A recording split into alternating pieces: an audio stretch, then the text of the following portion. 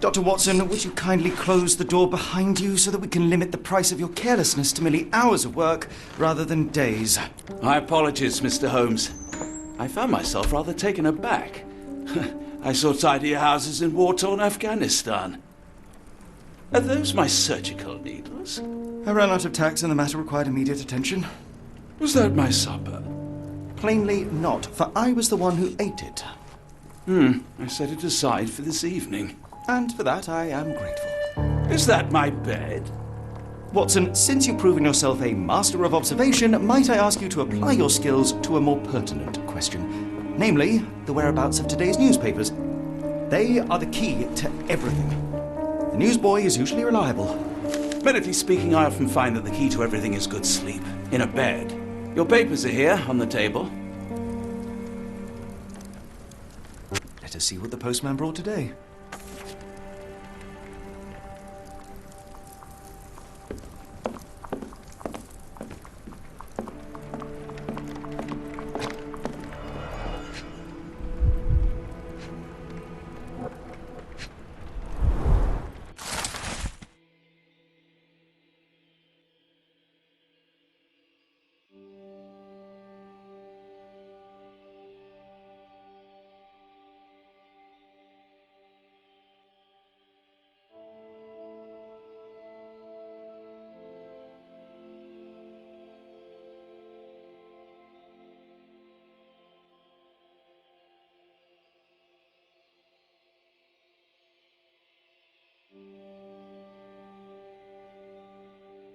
Local gossip, all of it uninteresting.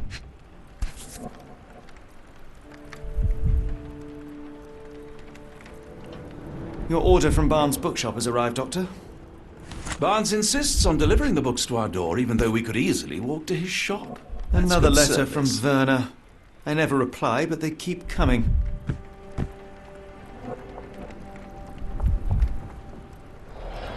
I don't see the Strand. Where is it? Pardon me? I am on the precipice of uncovering a pattern of crime across London spanning many months and involving many men. The missing paper cannot be a coincidence. That's preposterous. My dear fellow, life is infinitely stranger than anything which the mind of man can invent.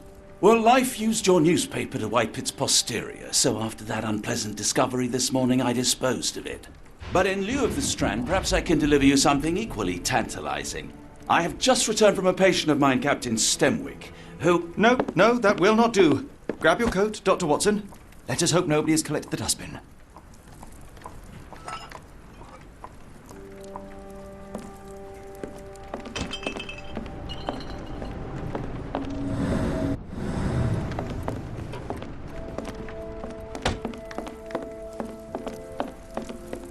The dustbin is yours for the digging, Mr. Holmes.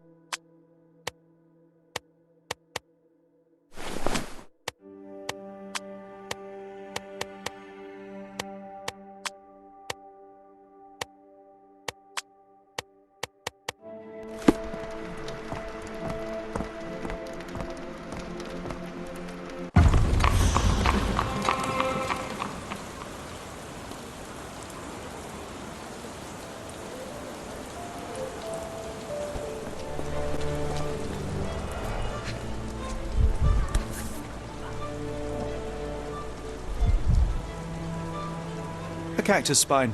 If it gets in your skin, it's awfully tricky to remove, and when laced with poison, the perfect assassination tool.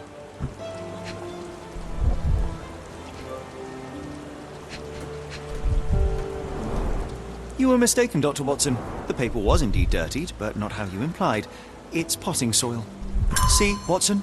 The conspiracy is real. Someone tried to poison me. Poison? You? That's madness.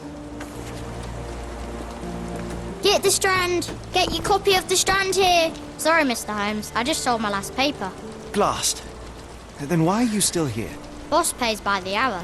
No sense in returning early. Any breaking news today? The dock accident. It's the talk of the town. Yes. Besides the tripe on the front page, anything about burglaries? I'm not sure, sir. You're a bright child. I presume you see everything that goes on around here? Nothing gets past me, mister. Then tell me, did you notice anyone suspicious at my door this morning? Like the man with your newspaper? Precisely. What do you know? I know the value of a shilling. Dr. Watson? Cool, now I can take the day off. Did you see what he was up to? Nah, not really. I saw him approaching your house, but I had a customer. Then there's a loud bang. I ducked down. Not because I was scared, because I wasn't. I had to protect the merchandise, and all I could see was him kneeling at your door. Which way did he go? Not sure. I was distracted by customers. Sorry. Can you describe the man you saw? He was carrying a lot of books. Up to his chin they were. Never heard of a well-read assassin. Looks can deceive. Hence the appeal of disguises. All right. You earned your shilling. That'll be all. Thanks, Mr. Holmes. Maybe I could be your eyes and ears, if you have more shillings.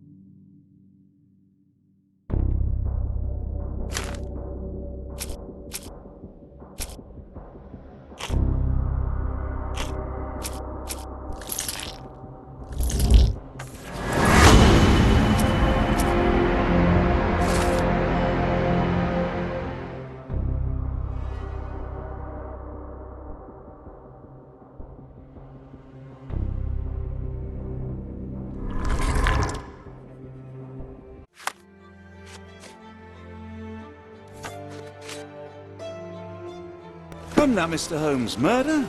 Yes, Barnes has his quirks, but Get he the also has his Strand. screws. Get your copy of the Strand Not here. every pawn knows it's part of a game.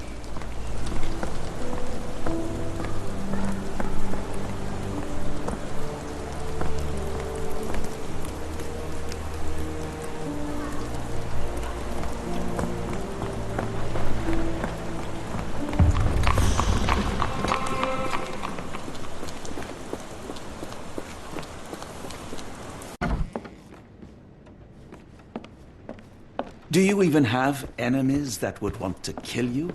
Okay, perhaps from Cordona.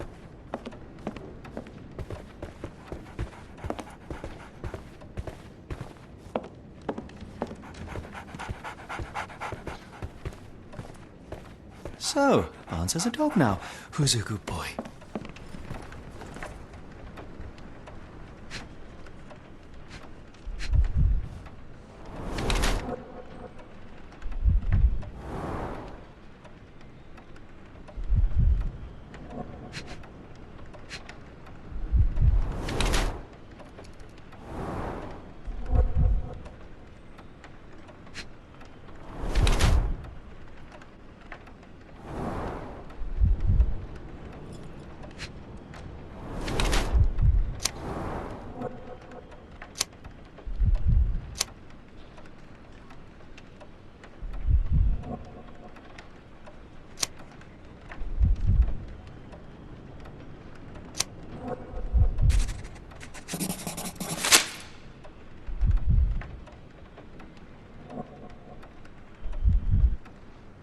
Mr. Barnes, a word.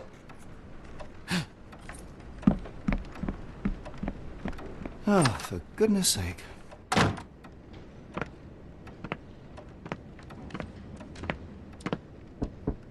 Who goes there? Sherlock Holmes. Now will you please... Mr. Holmes.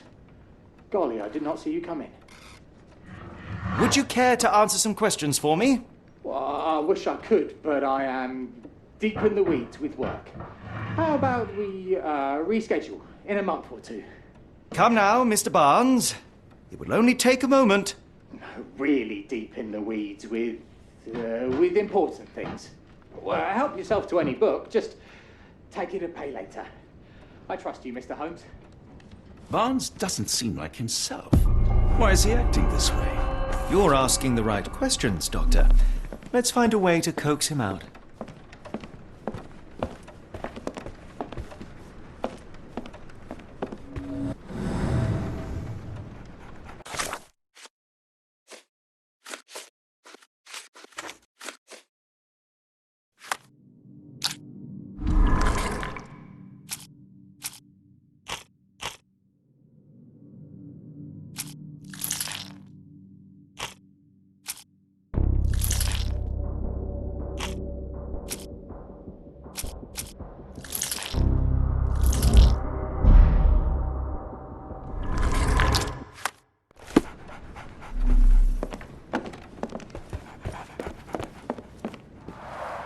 The ladder is broken, recently, judging by the freshness of the wood.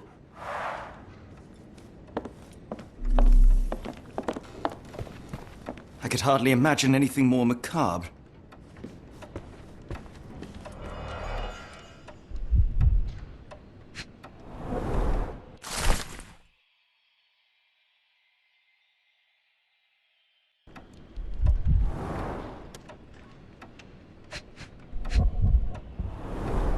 Basics of cryptoanalysis, cryptography in Egypt.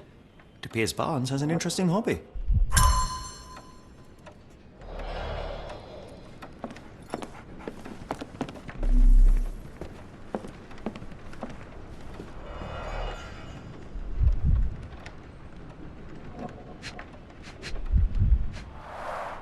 The finest view London has to offer.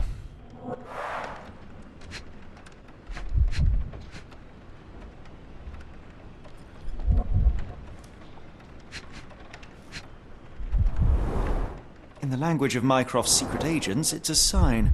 Dried flowers are replaced when the job is done. I wonder who the recipient is. An improvised stand, but it does make the flowers more visible.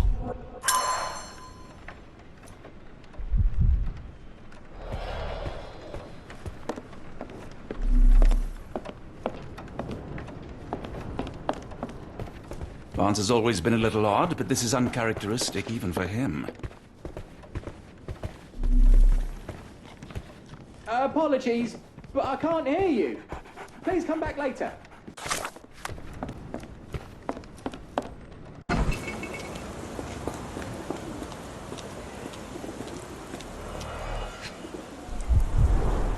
Encouraging people to stop and smell the roses? Our national emblem. God save the Queen. It must take patience and care to produce a bloom so beautiful. I imagine so. I merely sell them. The pot is damaged. The blow was severe, but softened by something. The pot is damaged. The blow was severe, but softened by something.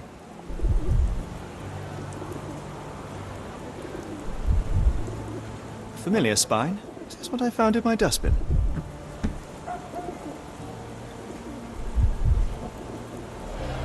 Anything tickle your fancy, Mr. Holmes?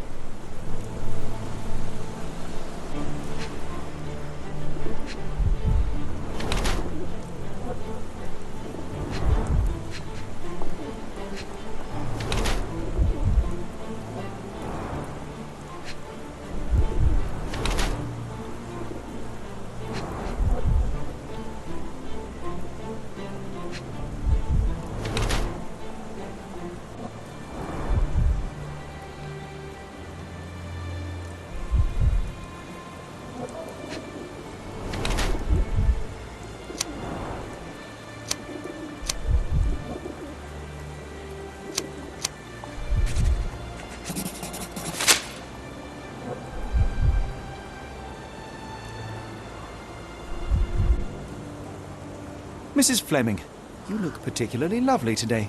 Is there a reason? Does a woman need a reason to look or feel beautiful? No, but your distant look suggests you seek one man's gaze in particular. Who told you that? Nobody. Merely a keen eye and some simple deduction. Well, I'll kindly ask you to keep your keen eye to yourself, Mr. Holmes.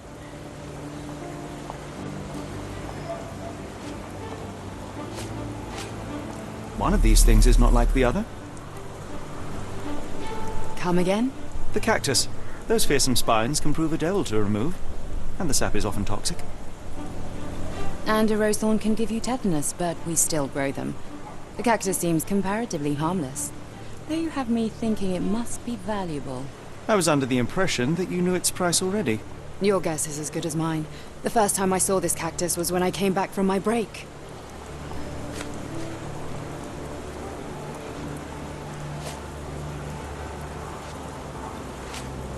I don't know anything about this, sorry. I'm afraid I can't help with that, Mr. Holmes. What do you make of the flowers in Barnes' shop window? Well, they could use a bit of water. Do they mean anything to you? Mean anything how? I'm not sure I follow, Mr. Holmes. Why do you think they're there? Are you suggesting the flowers are for me? It seems likely, does it not? Oh, I hope you're right. Can't help with that, Mr. Holmes. Are you sure you're asking the right person? I'm just a flower seller. Are you familiar with Mr. Barnes? Yes. No, not really. Well, in a way. What on earth does that mean? I know who he is, of course. But we haven't shared much more than a look. A look? Yes. Each morning I go for a walk in the park with my dog. And most days I spot Mr. Barnes there with his new puppy. So we see each other. Actually, we once met briefly while our dogs played. He was quiet and seemed unsteady as he approached. But since then, we've never spoken. I often see him staring through the shop window. Sometimes I wonder what he thinks about that would etch such longing onto his face.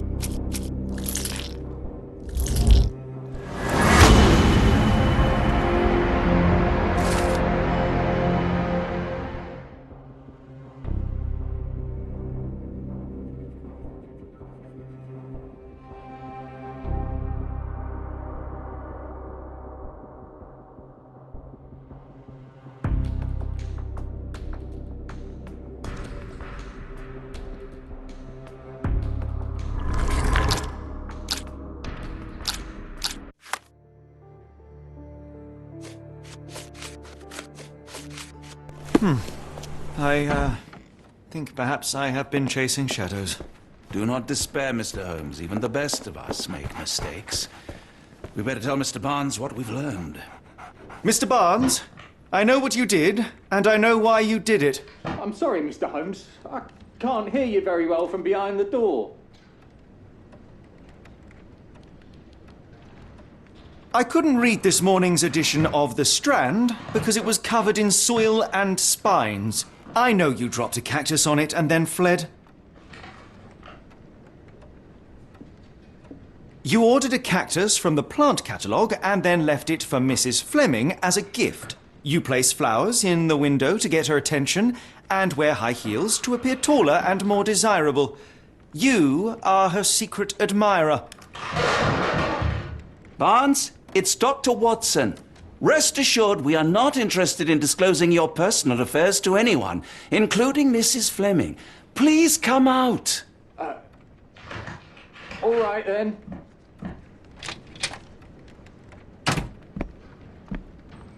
So, you know what happened then?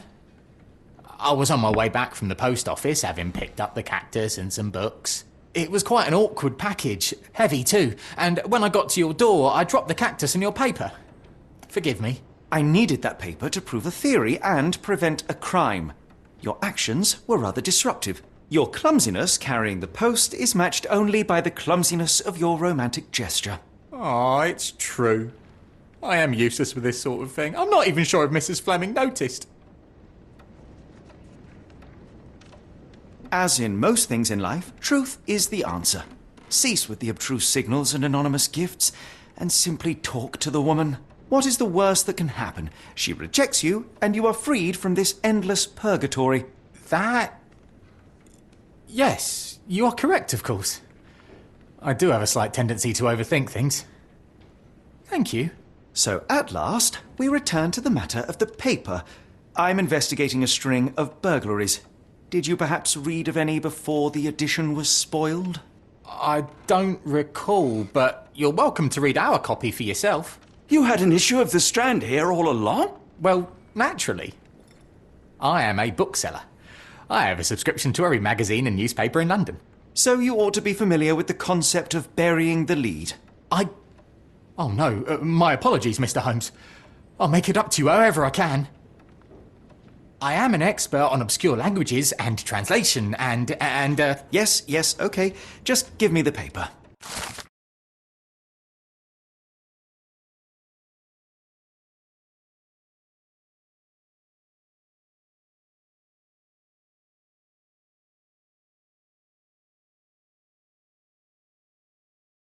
Come, Dr. Watson. Let us put this matter behind us. Farewell, Mr. Barnes. I hope to hear good news about you and Mrs. Fleming. Let me know if there's any way I can make it up to you. Tell you what, tomorrow's edition of The Strand is on me. Well, that was an utter waste of time. An assassination did seem rather unlikely. There was supposed to be another burglary. I was certain of it. Something you wish to say, Doctor? No. Well, only that you have a remarkable faculty for deduction and pattern recognition. And that perhaps, if ill-applied... I see things that are not there. Yes. It is London. There will always be burglaries. Doesn't have to mean anything. So it seems. Forgive me. Without something to occupy my mind, I turn into an entirely different animal. Which brings us back to my news from earlier. I think I have a case for you, a real one. Truly? Indeed. Though perhaps not as thrilling as your stories from Cordona. A patient of mine, Captain Stenwick, told me that his servant disappeared. I said I knew just the man to help. What do you say? Oh, Watson. Yes, I know it's not the most tantalizing mystery, nor the story to launch my writing career. But It's brilliant. Let's go. oh, good. Well, his house is nearby. Come.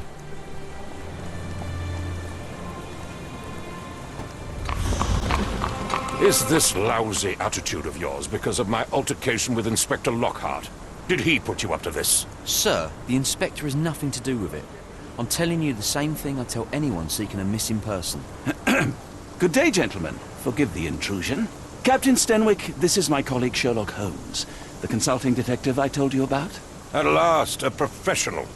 This useless officer refuses to do anything about Kimmy here, my missing servant. What was your name again? I shall be certain to inform your superiors. Sergeant Ruffles. It's my superiors who made this decision, sir.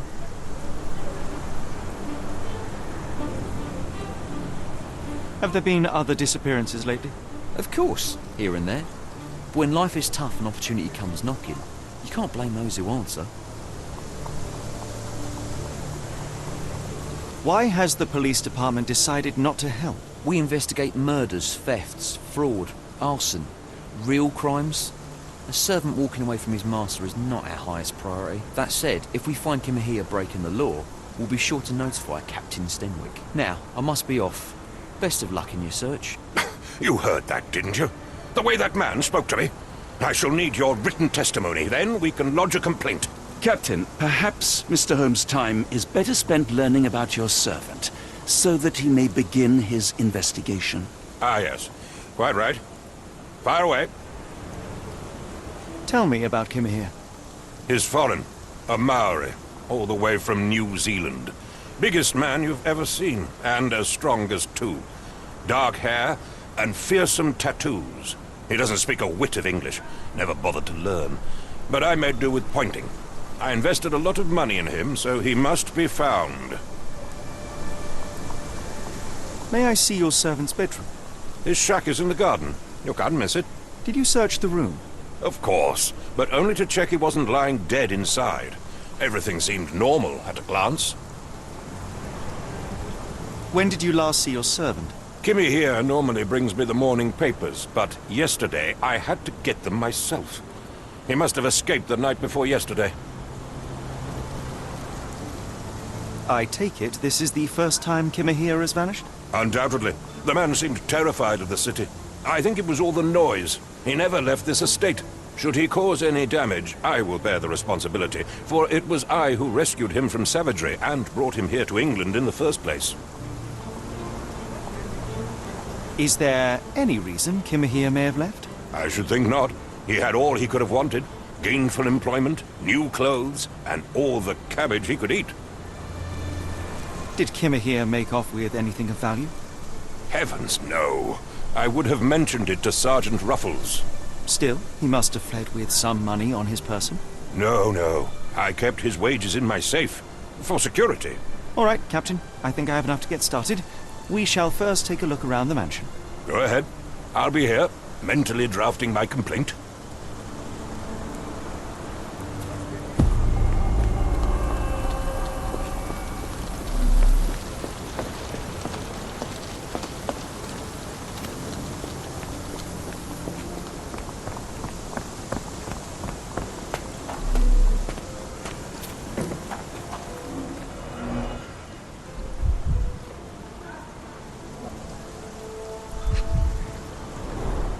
Chewing tobacco.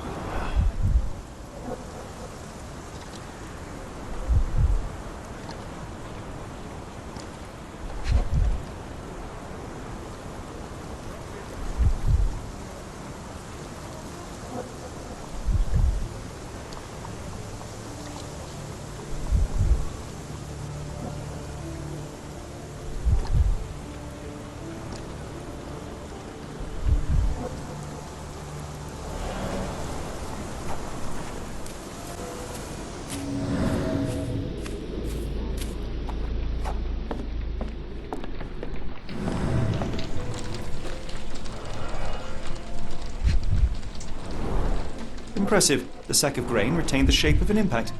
Someone hit their head here.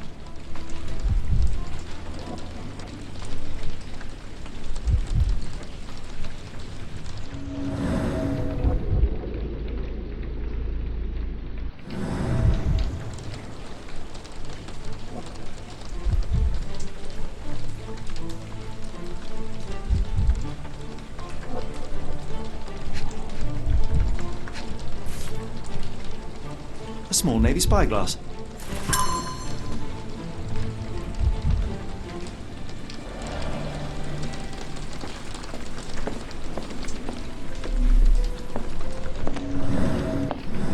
Clothes made of Hessian. Is Stenwick really so miserly? A Maori nose flute. Ngurus, they're called. No air coming through it. Button chops, the remains of a meal.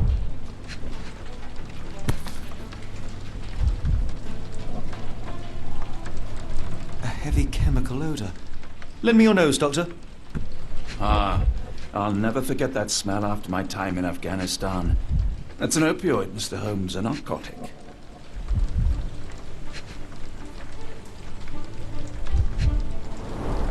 The ashes are long since cold.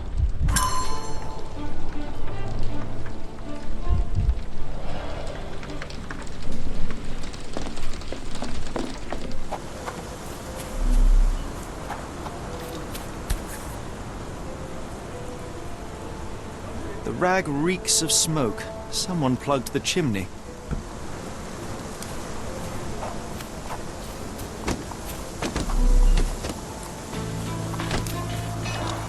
This lock is quite unusual. It appears that the key should be bent to the right.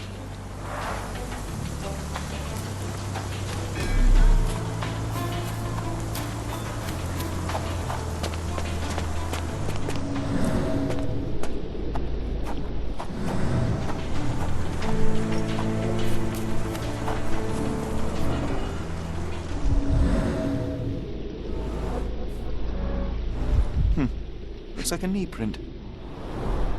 A shoe print, roughly size 11, with a worn-out sole. These are a workman's boots. Someone knelt here. The amount of chewing tobacco suggests they were waiting a while. Amazing, Mr. Holmes.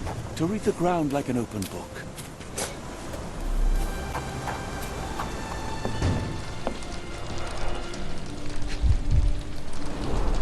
A scrap of Hessian. These were sturdy boxes. It would have required a serious blow to break them.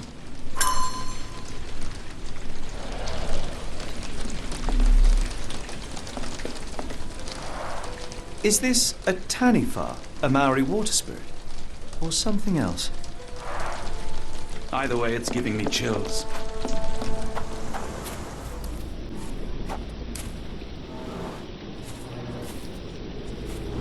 What could have left these tracks? They seem fresh.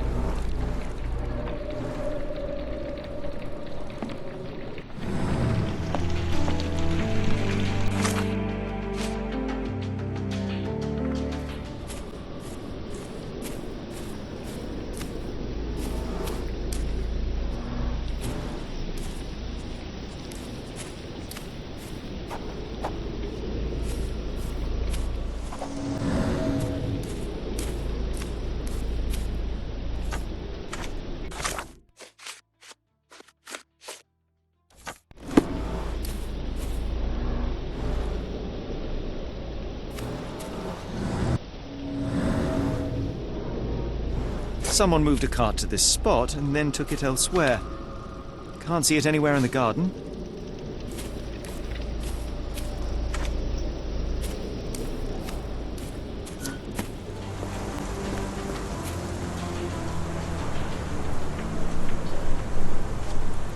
The door to your garden has an interesting lock. Yes, I have uncommon locks on every door of my mansion. It makes them harder to pick. Kimmy here and I both had a set of keys. I'll need to borrow them. No, you'll need to do what I tell you to do. Examine the garden. I thought you were meant to be intelligent.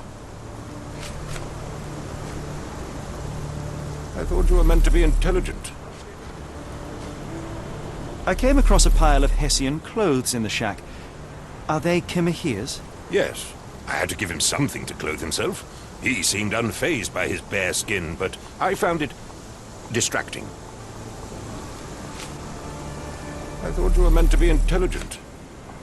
Are you joking? Why would I know this? Do you happen to know Kimahir's shoe size? I wouldn't have the foggiest. But I'm sure it was enormous. Not that it matters. He spent his life barefoot. Despite my best efforts, he simply did not take to shoes. Has Kimahir ever indulged in tobacco? No, the man doesn't even drink. Are you certain? I found chewing tobacco in the garden. I controlled Kimahir's expenses since he struggled with the currency. I would have known if he used tobacco. Is this spyglass familiar? I don't recognize it. Could it be Kimahir's, perhaps? I doubt it. I never saw him with it, nor could I suggest how he might have come by it.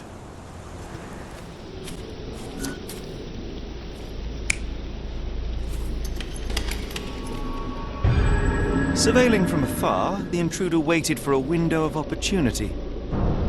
When Kimahir went to sleep, the man crept up to the shack and slipped narcotics down the chimney pipe, then blocked it with a cloth. Kimahir inhaled the sedative and fell into a deep sleep. The intruder tried to move him, but the man was heavier than expected. The intruder fell on the sack and dropped his spyglass. In order to transport the servant, he had to use the cart. The final challenge was opening the garden door. Luckily for our intruder, Kimahir had the key in his shack.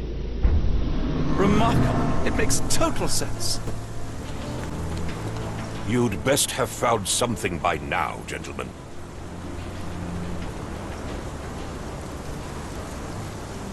I found the residue of narcotics in Kimahir's brazier. There are several explanations, perhaps your servant's recreational interest, or an attempt at poisoning. Cut to the chase, Mr. Holmes.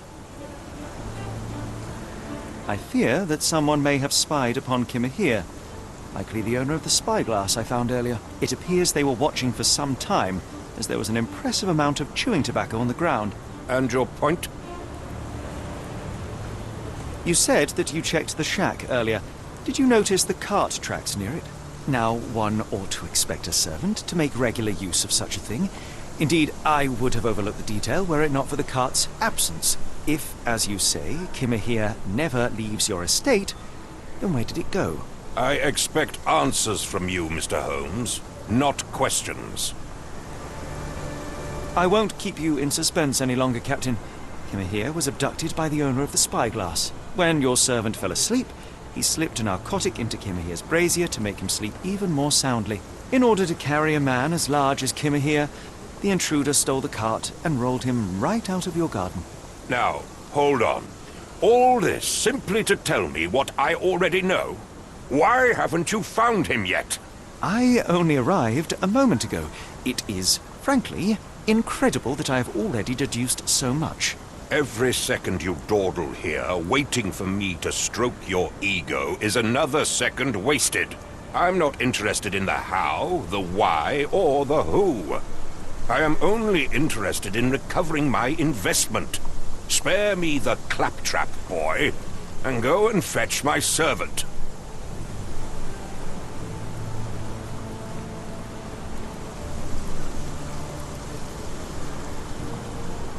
The point is, Captain, we're telling you this for a reason. The intruder fled through the garden door, and we need a key to follow his trail. Well, then you should have led with that. Here you go. I hope you'll return soon with good news. And in the meantime, please teach your companion the art of brevity.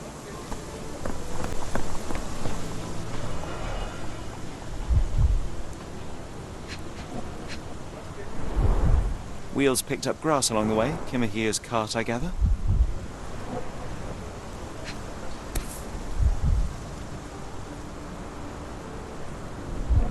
Roy Soulsby.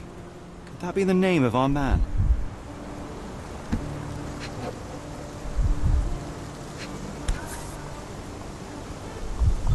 A strange substance.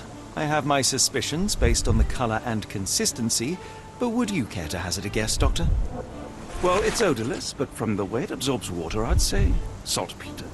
Then we're in agreement. Well done.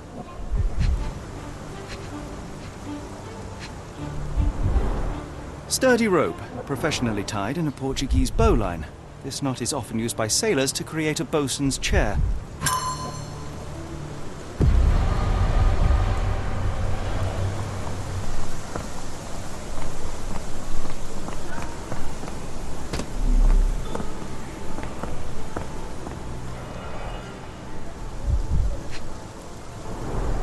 A large pile of horse droppings.